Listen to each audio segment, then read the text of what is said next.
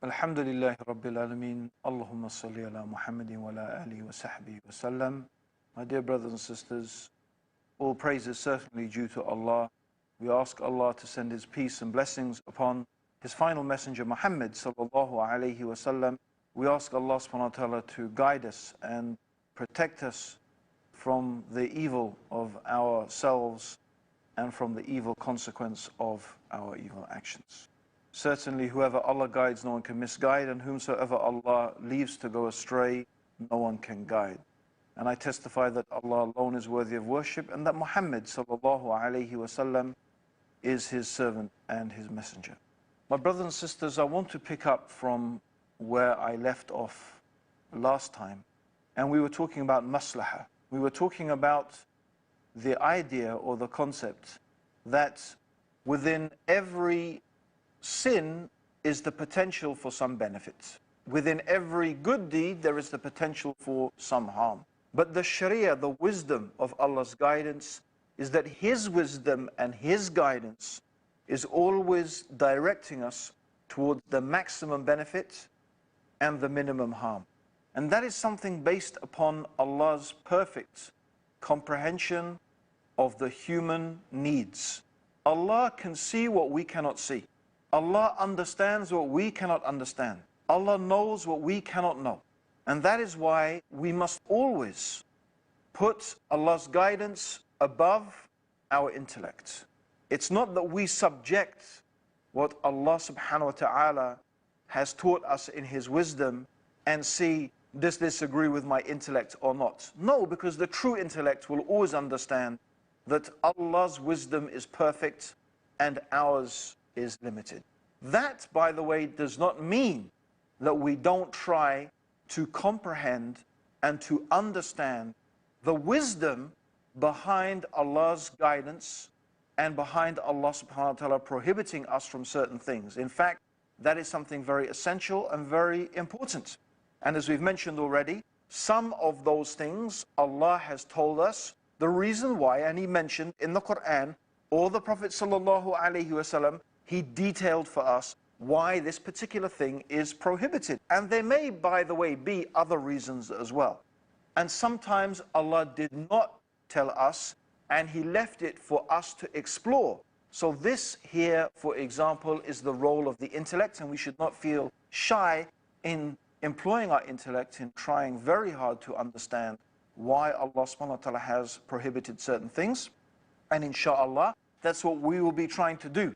We haven't started even the topic yet of what are the major sins, because we're exploring the whole concept of sin itself. And one of the things that we want to start doing in today's episode is having a brief look at the concept of sin in other religions. So having had quite a good study and a good look at the concept of sin in Islam, we now want to look at the concept of sin also in other religions. But before we do that, inshallah, there are a few important points that I want to mention. And it is, in a sense, going over some of the things that we have already been talking about.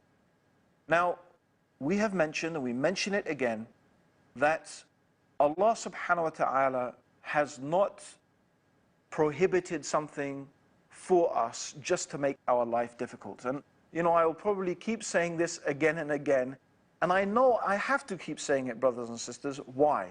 Because you know what? That's exactly what Shaitan wants us to think. Shaitan wants us to think that Allah is, you know, spoiling our fun. Oh, Allah doesn't want you to do this and do that because He doesn't want you to have fun. And you find that the army of Shaitan propagating the same idea. Oh, you religious people, oh, you people, you know, you just have no fun in your life. Of course, that's just totally ridiculous. But that's the idea that somehow obeying God, keeping away from sin, means having no fun in your life, and that these things are just spoiling all your fun, and that all these boring things that you do. And this is the idea. This, of course, this is exactly how Shaitan would like us to think. But that is not the case at all. That is not the case at all. The reality is that when Allah said, don't do this, it's because it's going to damage you. And even if there's some good in it, that good is not enough to outweigh the harmful effects. And so there are two aspects that I want to explore and two dimensions that I want to explore in respect to sins. And this is a little bit to do with the issue of intention. And I'm sure, as all of us know, the Prophet sallallahu alaihi wasallam, he said, إِنَّمَا الْأَعْمَالُ بِالنِّيَاتِ. Every single action is judged by its intention. So this issue or this topic of intention is very important, and it's also, of course, important in respect to sin. Because in Islam, something could only really be a sin when it is done intentionally. You can't sin by mistake, because if you are truly ignorant of something, in reality, that ignorance is an excuse. And I want to say, and it's important to understand, unless you are ignorant on purpose. To be purposefully ignorant is not an excuse. Some people, shaitan has really fooled them, and they say, no, I will not seek knowledge, I will not learn, I'm not going to watch Peace TV, I find out things, and then when I find out things, Allah will ask me about it. This is just shaitan fooling you, okay, tricking you. Because that itself is so serious that even some scholars said, thinking like that is an act of disbelief. According to some scholars, to purposefully remain ignorant is actually kufr, it's actually disbelieving in Allah subhanahu wa ta'ala. And anyway, it's not an excuse. Allah will not accept it from you that you stayed ignorant on purpose. But no, if you are ignorant of something, and although you have sought knowledge and you are trying your best to follow Allah's guidance, but you don't happen to know that something is a sin, then you are not going to be accountable for that. Why? It's very simple, because in a sense, sin by definition is a purposeful and an intended act of disobedience to Allah subhanahu wa ta'ala. So you can't sin by mistake. You sin because you know this is something Allah subhanahu wa ta'ala has prohibited, and then you go ahead and you do it. This is part of the mercy of Allah subhanahu wa ta'ala, that He is not going to take us to account on the Day of Judgment, and He is not going to punish us on the Day of Judgment for something that we didn't know, and also for something we did out of forgetfulness. There are things that, you forget. Maybe you forget to pray, maybe you forget to fast, maybe there are things that you genuinely forget that this is something you should not do, and if it is done out of genuine forgetfulness, then Allah subhanahu wa ta'ala is not going to account you for that. And this is part of the great mercy of Allah subhanahu wa ta'ala. And also, there may be things that you do when you are sleeping, or when you are unconscious, or you are in a state of madness, for example. So when you don't have control of your cognitive facilities, when you're not in control and your mind is really not operating on the normal rational level, then, the pen is lifted. You are not accounted. And so this proves that part of sin must be intention. You must know that this is forbidden, and then you must do this act of disobedience to Allah subhanahu wa ta'ala in the knowledge and the understanding that this is something that Allah subhanahu wa ta'ala has forbidden. So this is very, very important. If you do something haram, something that Allah has prohibited for you, and you don't know that it is forbidden, that doesn't mean that you will escape necessarily the harmful consequences of that.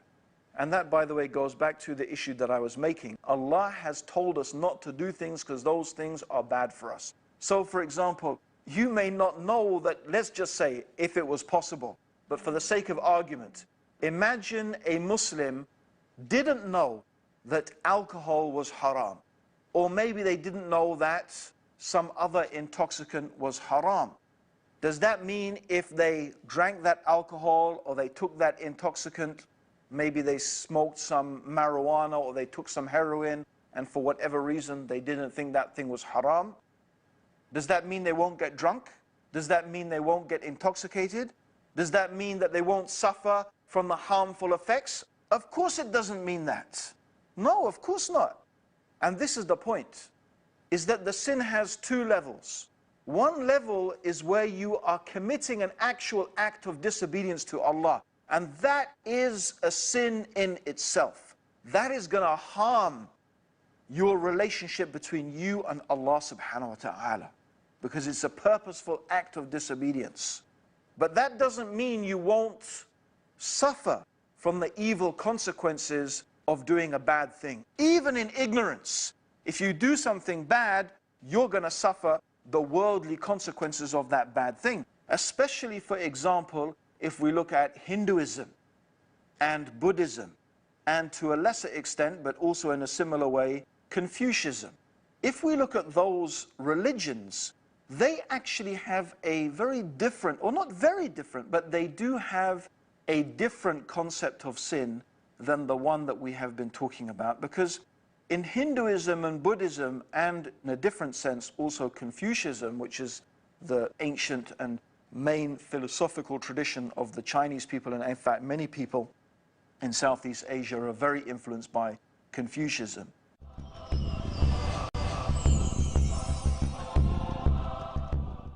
The concept of sin is not disobeying the law of God. It is not disobeying Allah subhanahu wa ta'ala. No. Sin certainly in Hinduism, for example, is something against dharma. Dharma is, it's a difficult concept or even a word to get hold of, but it is in a sense a natural way of living. It is something that is the natural order of things. It's presumed that there is a natural order, a natural way that things are. And when you transgress that natural order, when you transgress the way that things are, then this in a sense is sin. And also the concept of sin is linked with the concept of karma. Karma means it's the idea that what you do has consequences. Everything that you do has consequences.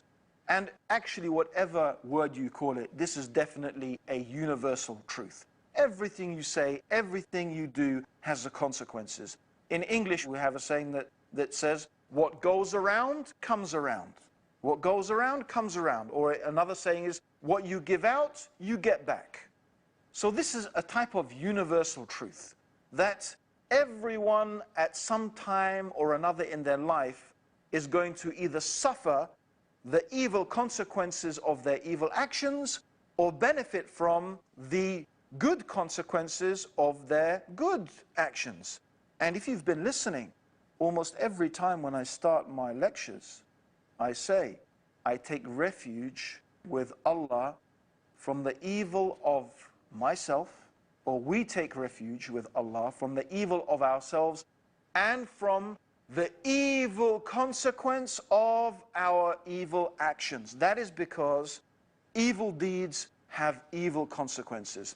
So that is the concept you find in Hinduism and Buddhism. Really, a person is only sinful in the sense that when they have broken the law and the law has caught up with them and the law has punished them, then this is in a sense sin. So it's almost, this is why this whole idea of losing face. Losing face is important because in that way your inadequacies and your deficiencies and your lack of virtue and your lack of propriety is exposed in front of people, and that is in a sense the sin. Almost the sin is getting caught. Now, Confucianism very much encourages the development of noble characteristics and virtue. So that is also something very, very important. And in all these religions, without doubt, there is a very strong concept of evil. So similarly, the concept of evil is definitely there. But that is really very much tied to what we were talking about, is that evil deeds have evil consequences which you can experience. Now, from the Islamic perspective, the weakness of that, the deficiency of that, is that it relies totally on human experience and the human intellect and the human experience either individually or collectively.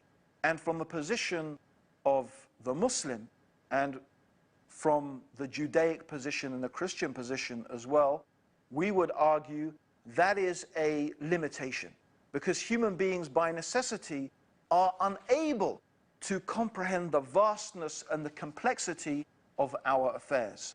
And we believe that actually we are in desperate need of the knowledge and the guidance of our Creator. And indeed, God, our Creator, Allah, has rights on us. Everybody has rights. So, without doubt, universally, in every religion and every philosophy, if there is a concept of sin, no one would dispute the concept that oppressing another human being or depriving someone of their rights is a wrongdoing. It's a transgression. It's an evil. Everyone has to be given their rights. So giving people their rights is something that is a universal truth. And the golden rule, you'll find it in every religion, every philosophy. You find it in Hinduism, Buddhism, Confucianism, and of course you find it in Judaism and Christianity, and you find it, of course, in Islam. The golden rule, and you find it in secular philosophies, the golden rule is do unto others as you would have them do unto you. Treat other people the way you would like to be treated. This is the golden rule. Almost, you will find, almost without, you find this universally everywhere. So other people should be treated the way that you would like to be treated. This is the minimum base level of morality that human beings should be expected to implement in their lives. So when you oppress people, when you deprive people of their rights, we again universally acknowledge that to be wrong. But how about our Creator? How about God? How about the one who created us? Doesn't God have rights? Doesn't the one who gave us life? Doesn't the one who fed us and clothed us? Doesn't the one who forgives us our sins? Doesn't the one who guides us with his perfect knowledge and perfect wisdom, doesn't God also have rights? So if we are not giving God what is due to him, then that is surely a great evil. Just as if you don't give your parents due respect, universally, it's considered to be a great evil. Just as you don't give your teacher due respect, universally, it will be considered to be a great evil. So surely, we must give the Creator his due also, and that we must give the rights to Allah. And this introduces us to the first of the greatest of the major sins. The greatest of the greatest sins, and this is a very, very subtle introduction to the topic of shirk, the topic of making partners with God, of making something equal with God, of claiming that some created thing has some of the power, or some of the knowledge, or some of the wisdom, or has the ability to forgive sins, or to control aspects of the universe, or to give to some created thing an act of worship and subservience, or glorification, or praise, that actually only the Creator alone is deserving of. This is considered to be, in the religion of Islam, the greatest sin of all. There is nothing that is worse than that. There is nothing that is worse than shirk. And that is going to be the topic of our first major sin. The most major of all the major sins is, of course, making partners with Allah, making shirk with Allah subhanahu wa ta'ala. But before we get there, we've touched upon it, we've started to look into it, we've discussed some aspects of it, but before we get there, we do want to discuss some other aspects as well about sin. Now, one of the beautiful things about our religion is that there is a principle, or there is a rule in the religion of Islam, and that rule is, the scholars have derived this rule from the text of the Quran, and I will read the proof for that and show you where you can find it, inshallah. And it's in Surah An-Na'am, which is the 6th surah, in the 145th, so that's 145, ayah 145.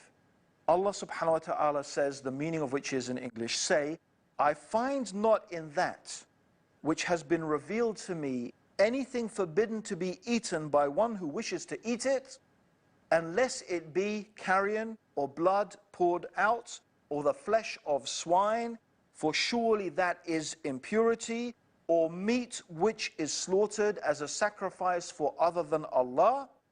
But whosoever is forced by necessity, without willful disobedience, nor transgressing due limits, for him certainly your Lord is oft forgiving, most merciful.